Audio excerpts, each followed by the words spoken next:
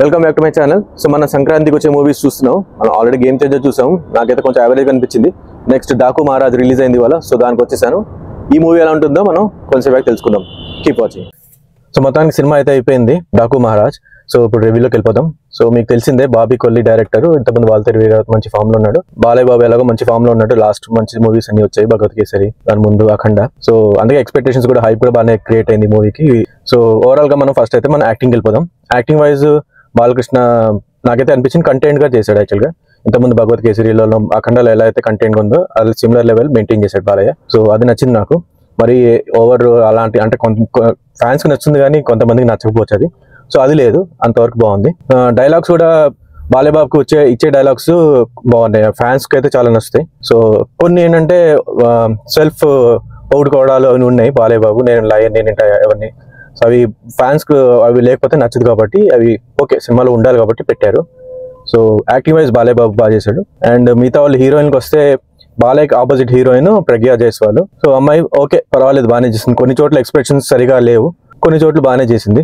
Language problem అయి ఉండొచ్చు. So ఆ తర్వాత ఇంకో హీరోయిన్ ఫస్ట్ హాఫ్ లో వస్తుంది, ఉర్వశి. సో అమ్మాయి ఓకే, జస్ట్ ఏంటంటే సాంగ్స్ కోసం పెట్టారు, అంతేగాని పెద్ద గొప్పగా ఏం లేదు.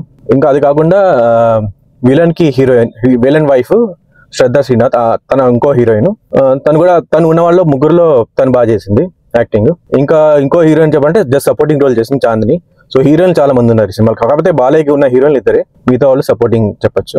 నెక్స్ట్ క్యారెక్టర్ ఆర్టిస్ట్ చూద్దాం. క్యారెక్టర్ ఆర్టిస్ట్ లో నాకు నచ్చింది ఏంటంటే, చాలా మంది అందరూ హిందీ వాళ్ళే ఉన్నారు. సో అది ఏదో నాకు తెలుగు సినిమా చూసినట్టు అనిపించింది, డబ్ మూవీ చూసినట్టు అనిపించింది. వాళ్ళ లిప్ సింక్ అవి కూడా అంత బాగాలేదు. ఈవెన్ క్యారెక్టర్ ఆర్టిస్ట్లే కాదు, విలన్లు ఒక రకంగా. క్యారెక్టర్ ఆర్టిస్ట్ కూడా హిందీ వాళ్ళని, వేరే భాష వాళ్ళని పెట్టడం బాగాలేదు. తెలుగు వాళ్ళని తీసుకుంటే కొంచెం బాగుండేది. మెయిన్ విలన్ బాబీ డియోల్, మీకు తెలిసిందే. బాబీ డియోల్ కూడా వీళ్ళు యాజ్ ఎ విలన్ బాగానే చేశాడు, కానీ నాకు నచ్చింది ఏంటంటే ఆ డబ్బింగ్ అసలు సూట్ కాల. బాబీ డియోల్ గొంతు మనకు తెలుసు కాబట్టి అసలు సెట్ కాలేదు. సో అదొకటి నాకు అంత నచ్చలే యాక్చువల్గా. కాకపోతే యాక్టింగ్ వైజ్ బాబీ డియోల్ బాగానే చేశాడు. ఫస్ట్ లో అంత అనిపించలేదు, కానీ తర్వాత బాగానే చూపించాడు ఆ రోషం అదంతా. ఇంకా మిగతా వాళ్ళు అంతా ఓకే బాగానే చేశారు. కామెడీ అంత లేదు, సత్య ఉన్నాడు కానీ అంత ఎక్కువ కామెడీ లేదు. సో అదనమాట యాక్టింగ్ వైజ్. సో యాక్టింగ్ అయిపోయింది కాబట్టి ఇప్పుడు నెక్స్ట్ మనం స్టోరీకి వెళ్ళిపోతాం. స్టోరీ అంటే గొప్ప స్టోరీ ఏం కాదు, సింపుల్ స్టోరీయే. బాలయ్య బాబు సినిమాలో మనం చాలా వరకు చూసిన టైప్ స్టోరీయే. బేసిక్గా ఫ్లాష్ బ్యాక్ ఉంటుంది. ఫ్లాష్ బ్యాక్ లో బాలయ్య వేరేగా ఉంటాడు, ప్రజెంట్ టైంలో వేరేగా ఉంటాడు. అక్కడ డాకు, ప్రజెంట్ టైంలో ఏమో civil engineer, truck driver. So సిమిలరే. ఫ్లాష్ బ్యాక్ ఉంటుంది, ఫ్లాష్ బ్యాక్ లో ఏం చేసేవాళ్ళు, ఎందుకు ఒక సివిల్ ఇంజనీర్ డాకు లాగా ఎందుకు మారాడు, అది base of the story. And దేనికోసం మారాడు, బేసిక్గా విలేజ్ కి వాటర్ అందట్లేదు, సో దానికి అగేన్స్ట్ గా పోరాడడానికి కోసం మారాడు. సో సింపుల్ స్టోరీ, అంటే పెద్ద గొప్ప స్టోరీ ఏం కాదు, కానీ స్క్రీన్ ప్లే బాగుంటే స్టోరీ ఆటోమేటిక్ గా నడిచిపోతుంది. సో స్క్రీన్ ప్లే విషయానికి వస్తే స్టార్టింగ్ లో కొంచెం ఓకే అనిపించింది, కొంచెం తర్వాత ల్యాగ్ ఉంది. నాకైతే కొంచెం బోర్ కొట్టింది మధ్యలో. సెకండ్ హాఫ్ స్టార్టింగ్ తర్వాత మళ్ళీ కొంచెం హై అయిపోయింది. ఇంకా తర్వాత బాగానే ఉంది. మధ్యలో కొంచెం ల్యాగ్ వచ్చినా కూడా సాంగ్స్ బేసిక్గా ఏంటంటే నేను చెప్పేది, సాంగ్స్ ఎక్కువ లేవు. ఒక 3-4 సాంగ్స్ ఉన్నాయి.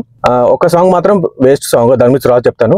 ఇంకా మిగతా సాంగ్లు సినిమా స్టోరీలో కలిసిపోయే సాంగ్సే కాబట్టి అది స్టోరీ ఆ స్క్రీన్ పైన అవి ఏమీ పాడు చేయలేదు. సో అదనమాట స్టోరీ, బేసిక్ స్టోరీ. కాకపోతే కొంచెం అవుట్డేటెడ్ సీన్స్ ఉన్నాయి.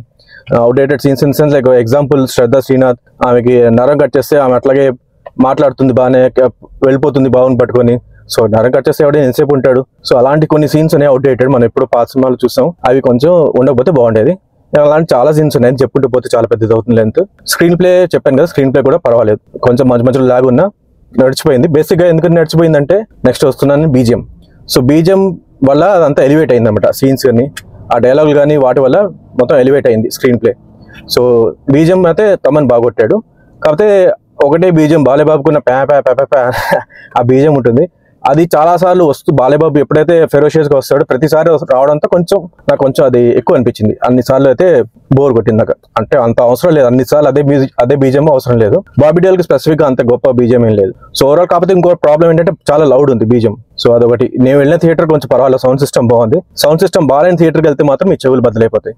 సో అది చూసుకోండి. సో బీజిఎం, మ్యూజిక్, అది మ్యూజిక్ పాటలు చెప్పాను కదా, పాటలు ఉన్నాయి ఒక 3-4 సాంగ్స్. ఇందా చెప్పినట్టు దబిడి సాంగ్ ఒకటి ఉంది, అదైతే వేస్ట్ సాంగ్. దాని కొరియోగ్రఫీ చండాలంగా ఉంది. ఇంతకుముందు మనం చూసాం పుష్ప 2లో ఫీలింగ్స్ సాంగ్, దాని కొరియోగ్రఫీ బాగాలేదు. ఇంతకుముందు రవితేజ కూడా ఉంది, హీరోయిన్ బ్యాక్ ప్యాకెట్ లో చేపెడతాడు, అది ఇంకో కొరియోగ్రఫీ తెలియదు. సిమిలర్ గా ఇక్కడ అయ్యి ఉంటే బాలకృష్ణ గుద్దుతో ఉంటాడు చేతులతో, అవన్నీ బాగా అసలు యాక్చువల్గా ఈ ఏజ్ లో అలాంటి చేయకపోతేనే బాగుంటుంది. సో అది బాగాలేదు. మిగతా సాంగ్స్ సిచ్యువేషన్ గా పాపతో సాంగ్ ఉంటుంది, అది బాగుంది. సో అదనమాట సాంగ్స్ విషయానికి వస్తే. డైలాగ్స్ మీకు ఆల్రెడీ చెప్పాను. డైలాగ్స్ లో బాలేబాబుకు సంబంధించిన డైలాగ్స్ బాగున్నాయి. బాలేబాబు చెప్పే డైలాగ్స్, మిగతా వాళ్ళు బాలేబాబు అగేన్స్ట్ మాట్లాడే డైలాగ్స్ అవి బాగున్నాయి. సో డైలాగ్స్ కొంచెం ఎలివేట్ చేసే మూవీని. Otherwise screen play and story కొంచెం డల్ గానే అనిపించింది నాకు. నెక్స్ట్ మనం వెళ్దాము కాస్ట్యూమ్స్ కి. సో మీకు తెలిసిందే బాలేబాబు దీంట్లో డాకు రోల్ వేసాడు. సో నాకు ఎందుకో ఆ కాస్ట్యూమ్ బాలేబాబుకి సెట్ అవ్వలేదు అనిపించింది. కొంచెం పర్సనాలిటీ కూడా ఎక్కువ ఉంది. సో దానివల్ల డాకు రోల్ అంత సెట్ అవ్వలేదు.